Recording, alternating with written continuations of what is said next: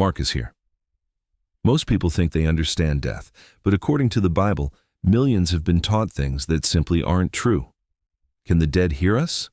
Do they go straight to heaven or hell? Can they speak to the living? Here are 5 biblical facts about death that completely change the picture. Fact 1. In the Bible, the soul is not presented as something naturally living outside the body. The biblical picture is simple. God formed man from the dust of the earth and gave him the breath of life. The result was a living soul. That means the soul is not a separate ghost-like being floating around. It is the living person, and when life leaves the body, that living soul dies. Fact 2. The dead do not know anything.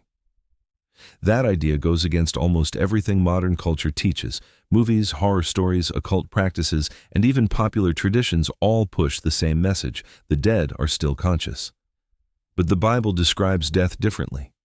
It describes the dead as having no awareness of what is happening on earth, no thoughts, no emotions, no participation in the world of the living. Fact 3. According to this biblical view, the dead are not already in heaven or hell.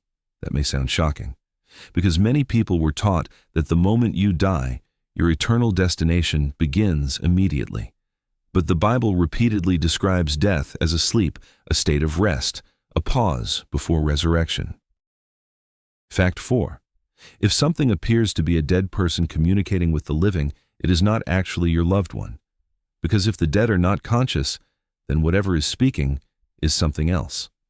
The Bible warns about deception. Not everything that looks familiar is safe. Fact 5. Immortality is not something people already possess. In the Bible, immortality is described as something given by God at the resurrection, not at the moment of death.